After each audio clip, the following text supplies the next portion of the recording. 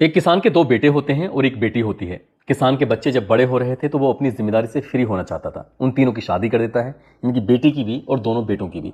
जब किसान बूढ़ा हो रहा था तो उसने सोचा कि मरने से पहले ही वो अगर संपत्ति का बंटवारा कर देगा तो ज़्यादा बेहतर होगा। दोनों बेटों को बैठाता है और बैठाने के बाद उनसे कहता है कि मेरे हिस्से में लगभग 12 बीघा ज़मीन आ रही है। मैं चाहता हूं कि इस 12 बीघा ज़मीन को दो हिस्सों में बराबर बराबर बांट दिया जाए। यानी कि दोनों बेटों को वो 6-6 बीघा ज़मीन दे देता है। लेकिन इसी बीच में एक बेटा ये कहता है कि पिताजी, अब से लगभग 3 साल पहले आपने 10 बिस्वा ज़मीन, लगभग 1254 वर्ग मीटर ज़मीन थी, वो जो आपने बेची थी, उसका भी हिसाब किताब अभी हो जाए तो ज़्यादा बेहतर होगा। पिता ने कहा कि बहुत सारी जिम्मेदारियां होती हैं, तुम लोगों की शादियां की हैं और भी कई तरह की जिम्मेदारी होती हैं, वो पैसे तो वहां खर्च हो गए, इसका तो कोई बंटवारा है नहीं। लेकिन इसी बात को लेकर बेटा नाराज हो जाता है और अपने पिता के साथ मारपीट करना शुरू कर देता है। ये मारपीट तक बात होती तो शायद ठीक था, लेकिन आगे जो होता है इस बात की कल्पना किसी ने भी नहीं की थी। दरअसल आगे चल के 6 कत्ल होते हैं, वो भी बहुत भयानक रूप में। और जब मामला अदालत पहुंचता है, अदालत में लगभग 4 साल 9 महीने के बाद जज साहब के सामने जब केस चल रहा था तो जज साहब ने साफ साफ अंदाजा ये लगा लिया कि शायद कत्ल इसलिए किए गए हैं 6 के 6, यानी कि पूरा का पूरा परिवार इसलिए खत्म कर दिया गया है कि परिवार में से कोई ऐसा व्यक्ति ना बचे जो कोर्ट में आकर गवाही दे सके, इसलिए सबका कत्ल कर दिया। चाहे छोटे बच्चे हों या बड़े हों या बूढ़े हों, किसी को भी नहीं बख्शा गया था। लेकिन अदालत ने इस मामले की सुनवाई करते हुए कातिलों को फांसी की सजा का हुक्म सुनाया और साथ ही कहा कि इन्हें तब तक फांसी के फंदे पर लटका के रखा जाए जब तक कि इनकी मौत ना हो जाए। इस घटनाक्रम की गूंज जब सोशल मीडिया अखबारों के माध्यम से लोगों को पता चलती है तो लोगों को यकीन नहीं हो रहा था। हालांकि घटनाक्रम तब का है जब देश भर में लॉकडाउन लगा हुआ था। आदाब, नमस्कार, सत श्री अकाल। मैं उस्मान सैफी। आज की जो सच्ची घटना मैं आपको सुनाने जा रहा हूं, ये सच्ची घटना है उत्तर प्रदेश की राजधानी लखनऊ का एक थाना लगता है बंथरा, और बंथरा थाना क्षेत्र का एक गांव लगता है गुदोली।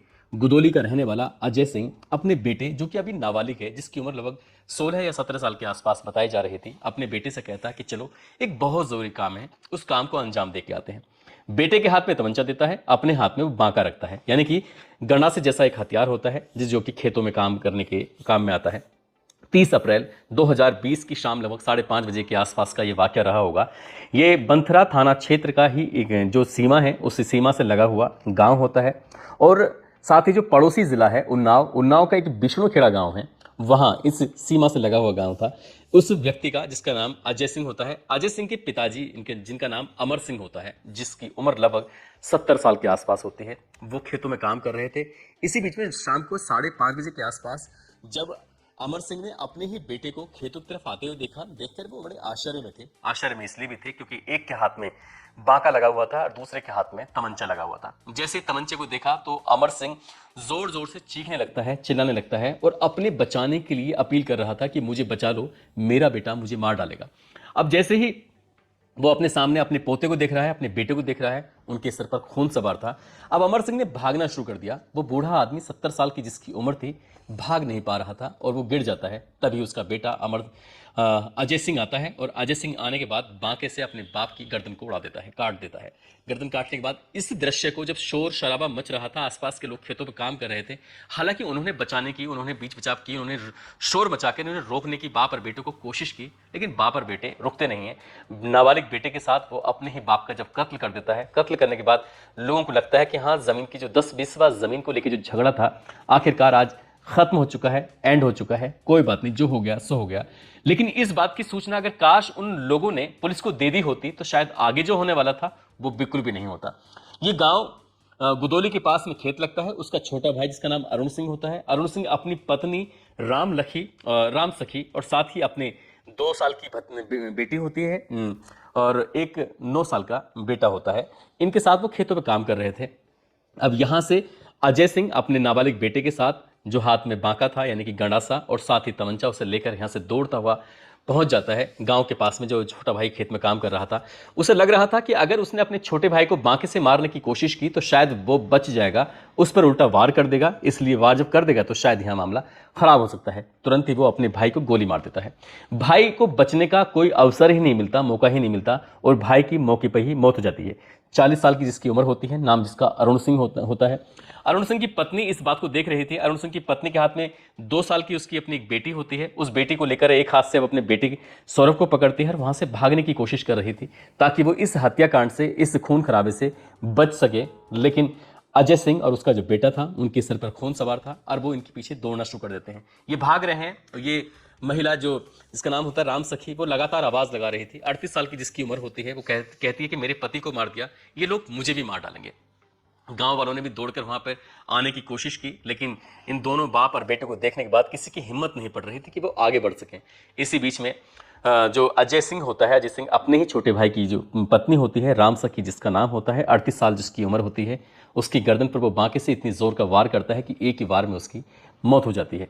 अब शायद लोगों को लग रहा था कि आगे कुछ नहीं होने वाला, लेकिन उसने 2 साल की अपनी भतीजी को भी नहीं बख्शा और 9 साल की उसने अपने भतीजे सौरभ को भी नहीं बख्शा।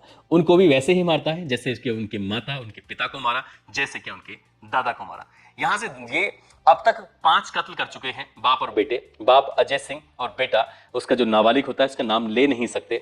इसके बाद सीधा यहां से गांव जाते हैं। गांव जाने के बाद अपने ही पिता के घर पहुंचता है और पिता के घर पहुंचने के बाद जाकर देखता क्या है कि जो उसकी माँ है राम दुलारी, जिसकी उम्र लगभग 68 साल के आसपास है, 68 ईयर्स की वो लेडी होती है, वो घर की दहलीज पर बैठी हुई थी। वो इंतजार कर रही थी कि कब उसका बेटा आएगा, कब उसकी बेटे की बहू, कब उसकी पोता, कब उसकी पोती आएगी, कब उसका पति आएगा। वो शायद ये इंतजार कर रही थी बैठकर। उसे नहीं पता था कि जो उसका बड़ा वाला बेटा है अजय सिंह, ये सब पांचों के पांचों की हत्या करके आ चुका है।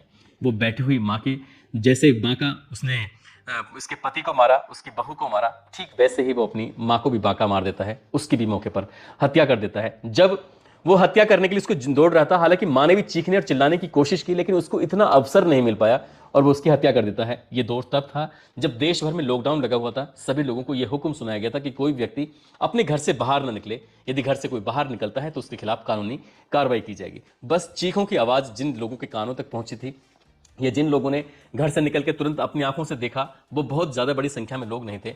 इसके बाद जो कातिल होते हैं बाप और बेटे, जिसका नाम अजय सिंह और उसका बेटा होता है, यहां से सीधा बंथरा थाने पहुंच जाते हैं और बंथरा थाने जाने के बाद कहते हैं कि हम लगभग 6 कत्ल करके आए हैं और कत्ल हमने इस लिए किए हैं। जब पूरी कहानी पुलिस के सामने बताई जाती है तो पुलिस वालों के भी होश फाख्ता हो जाते हैं। पुलिस वाले सोचने पर मजबूर हो जाते हैं कि आखिरकार ये सच बोल रहा है या झूठ बोल रहा है। तभी गांव के प्रधान को मैसेज दिया जाता है, गांव के प्रधान से बातचीत करने की कोशिश की जाती है। तो गांव का प्रधान कहता है इसने 6 कत्ल किए हैं, ये बात बिल्कुल सही है।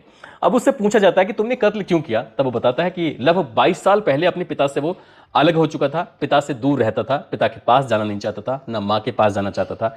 उसके साथ जो हुई है घर में बेईमानी हुई है। बेईमानी के बारे में पूछा जाता तो वो बताता है कि 12 बीघा जमीन थी, 2 हिस्सों में बांट दिया, उससे कोई ऐतराज नहीं, लेकिन पिता के पास लगभग 10 बिस्वा जमीन यानी कि 1254 स्क्वायर मीटर जो जमीन थी, उस जमीन को अब से घटना 3 साल पहले साल 2017 में बेच लिया था। उसका तो कोई हिसाब किताब नहीं दिया। जब उसका हिसाब किताब नहीं दिया तो इसी बात पर नाराजगी थी। जब ये बेटा यानी कि अजय सिंह इस तरह की बातें कर रहा है तो पुलिस को शुरुआत में लग रहा था कि शायद ये मानसिक रूप से विकलांग है, मानसिक रूप से बीमार है, इस तरह की बातें कर रहे हैं। उसके बेटे से पूछा जाता है जब इस घटनाक्रम को अंजाम दिया गया था तो बाप और बेटे ने अपने सर का मुंडन भी कराया हुआ था। पुलिस इस मामले की जांच पड़ताल में जुट जाती है देखने के लिए कि आखिरकार इनकी तबीयत ठीक भी है कि नहीं है। तबीयत बिल्कुल ठीक होती है और 6 कत्ल करने के बाद खुद ही थाने आते हैं, खुद ही सरेंडर करते हैं। पुलिस इस मामले की जांच पड़ताल करने के बाद आखिरकार चार्जशीट कोर्ट में दाखिल करती है और जब कोर्ट में चार्जशीट दाखिल की जाती है लगभग 4 साल 9 महीने जब बीत जाते हैं तो ये मामला लखनऊ की अदालत में पहुंचता है। एडीजे रोहित सिंह होते हैं, उनकी अदालत में इस घटनाक्रम की सुनवाई चल रही थी। 17 जनवरी 2025 को उन्होंने सुनवाई करते हुए पति और पत्नी यानी कि पत्नी को इसमें इसलिए शामिल किया गया था, जो उनकी पत्नी होती है जिसका नाम रूपा सिंह होता है, क्योंकि वो इस घटनाक्रम की पूरी जानकारी रखती थी। वो चाहती तो शायद परिवार के लोगों की हत्या ना होती, बच जाते। उसी ने ही उन पूरे अपने बेटे को और अपने पति को पूरी तरह से उकसाया था ताकि वो कत्ल कर सकें, मार सकें। इस मामले में पति और पत्नी को तो फांसी की सजा का हुक्म दिया जाता है और कहा जाता है कि इन्हें तब तक फांसी के फंदे पर लटका कर रखा जाए जब तक कि इनके प्राण ना निकल जाए। और जो इनका बेटा होता है क्योंकि वो नाबालिग होता है, नाबालिग का जो केस चलता है वो जुवेनाइल कोर्ट में चलता है, जो बच्चों की अदालत होती है। हालांकि अभी उस मामले की कोर्ट में विचाराधीन है, अभी उस मामले का अभी कोई रिजल्ट नहीं आया है, लेकिन पति और पत्नी की जो फांसी की सजा सुनाई जाती है उसके बाद इस घटनाक्रम की गूंज अखबारों सोशल मीडिया के माध्यम से जब लोगों तक पता चलती है तो लोगों को यकीन नहीं हो रहा था कि एक छोटे से जमीन के टुकड़े के लिए आखिरकार बेटे ने अपने भाई, अपने भाई की जो पत्नी होती है, अपनी भतीजी, भतीजे, माँ और पिता का कत्ल कर देता है। दोस्तों, ये घटनाक्रम जो हुआ था वो 30 अप्रैल 2020 की शाम लगभग 5:30 बजे के आसपास घटनाक्रम की शुरुआत होती है और उसके बाद रात तक वो सबको मार देता है। लगभग 30 जुलाई 2020 को इस मामले की जांच पूरी होती है और 7 जनवरी 2021 को इस मामले में चार्जशीट दाखिल कर दी जाती है। 18 जनवरी 2023 को आरोप तय हो जाते हैं और 1 अगस्त 2023 को कोर्ट में गवाही हो जाती है और 10 दिसंबर 2024 को साक्ष्य और गवाही की बात सुनवाई होती है और 17 जनवरी 2025 को इसमें पति और पत्नी, जिसमें अजय और उसकी पत्नी रूपा, इनको सजाए मौत का हुक्म सुना दिया जाता है। लेकिन सजाए मौत का हुक्म सुनाने के साथ साथ उन्हें यह भी कहा जाता है कि हाई कोर्ट की अनुमति के बाद ही सजा को अमल में लाया जाए और लगभग 30 दिन के अंदर ये अपील कर सकते हैं उच्च अदालत में, और अपील करने के बाद ये अपनी जो भी अपने मामले में सफाई दे सकते हैं। लेकिन निचली अदालत ने उनको फांसी की सजा सुना दी गई है। दोस्तों, इस पूरे घटनाक्रम को सुनाने का उद्देश्य किसी को परेशान करना नहीं है, किसी का दिल दुखाना नहीं है, बल्कि आपको जागरूक करना है, आपको सचेत करना है। अदालत की सुनवाई के दौरान ये बात सामने आई थी कि जब अजय सिंह कत्ल कर रहा था, मार रहा था, तो उसने बच्चों को भी नहीं बख्शा, उसने महिलाओं को भी नहीं बख्शा, और ये कहते हैं कि अगर कोई जिंदा ही नहीं बचेगा तो शायद कोई गवाही भी नहीं देगा, और जब कोई गवाही नहीं देगा तो ये मामला अदालत में ज्यादा दिन टिक नहीं पाएगा। इसलिए उसने अपने पूरे परिवार को खत्म कर दिया था। लेकिन जो बहन बसती है, बहन जिसका नाम दुर्गावती उर्फ गुड्डी होता है, जो कि पास के ही जिला उन्नाव के हसनगंज में वो रहती है अपने पति राजू के साथ, जब उस घटनाक्रम की बात उस बेटी तक पहुंचती है तो बेटी अपने पिता, अपने भाई, अपनी माँ, अपनी भतीजी और भाभी के लिए पहुंचती है, उनका अंतिम संस्कार कराती है और कसम खाती है कि जब तक वो अपने हत्यारे भाई को सजा नहीं दिला देगी तब तक पीछे नहीं हटेगी। वो खुद ही अपने पति के साथ मिलकर परिवार के सदस्य को जो मर चुके थे सबका अंतिम संस्कार कराती है और इस मामले को अदालत में लेके जाती है और तब तक फाइट करती है जब तक क्या उन आरोपियों को सजा नहीं मिल जाती। हालांकि उसका भी जो भतीजा है, जिसका मामला जुवेनाइल कोर्ट में चल रहा है, उसको भी सजा दिलाने के लिए उसने पूरा प्रयास रहते हैं और अदालत शायद उसको भी बड़ी सजा ही सुनाएगी।